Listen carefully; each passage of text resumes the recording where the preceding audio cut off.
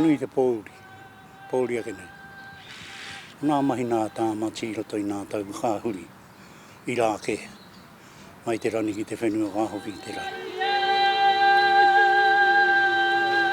Kei te hotu te manawa, hei te rirunga o Tāmati nei, he tangata nui ngā pukenga, he tangata mōhio ki te reo me ngā tikanga. Everybody within the New Zealand Māori Council is saddened to hear the passing of Tamati. He's been certainly part of the New Zealand Māori Council for many decades, and I think that this passing leaves a huge gap.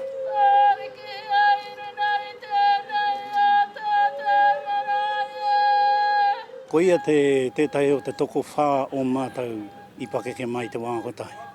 Ko tā pou tēmara, ane ko Tāmati, ko te rono nui tahi tētahi ana ko au te toko whā. O rua tāhuna I mōhio rongo nui tia mō nā whakatakotohana kaupapa mō te iwi. He nui nā mate o te koroua nei. Engari nā pukupuku hei ai riro ai. I mate mai e roto I te matau a mau. I tana kāina I wai o hiki. O nā kaupapa I tuitui hea koe. Ai ora na mō tō iwi. Tēnā iwi.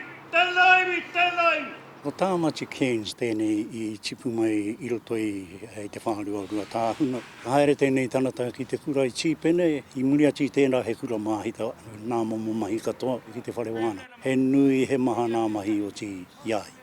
Kaua mō nāna he mō rua tāhuna, engari mō tana rahi o te matau a mau, mō tana rahi o Tūhoe ki Pōneke, arātu. Mai Tūhoe! Ngā mātanga o te reo, ngā mātanga tikanga, ka hapāngai hiene e rā taonga, kia kahungunu. Tētahi kaupapa nui ki āia, tērā te whakatūtū hia o tana PÖKÄEA I Waiohiki, I āia tētahi whare hau rangatira nei. Nō reira e noho ana Rākau, ko tana whānau I tērā o ngā PÖKÄEA. Nāna I whakaora, te reo Māori ki runga I te marae, o Waiohiki. Nāna I pui, aki, I ārahi I au, mai koriakiea, ko kore te hoki māua te reo ki te marae.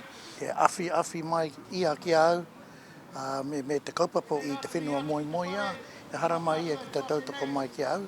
He ropu kapahaka o tūmanako, ka harama ia ki te tautoko mai ia. Te mahi kapa, te mahi reo, kapahaka o tūmanako he tamariki rōpū me ngā mātua o te whenua moi a. Ko ia tētahi o nā kai whiriwhiri mō Tūhoe, ki te whiriwhiri nā kremea nā I Tūhoe. Ka wai maria nā I Tūhoe, ko ia tētahi. The New Zealand Māori Council has been around for years, and I think the many wins that he's actually supported along the way has actually shown things like Te Kohanga Reo, the Māori Language Commission, even the Waitangi Tribunal actually being established and supported by New Zealand Māori Council. He's been part of that. Ia kahungunu, ia ngai Tūhoe, ia tanga mahaki, ia te arawa. Tūrei kanei huatu, ka hiki papātua I te iwana mātua, tūpuna kai reira e takotoana.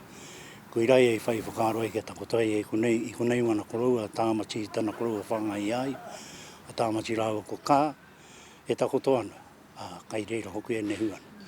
Anō reira ko I rātana hia, tohipa hia mai e wana pae mauna, o te urewera ki a tae mai I konei ka mahuatu wera. E pai ana, o tāna e whai ana, ko tāna I pakeke mai e te taha I wana koroua e wana hui.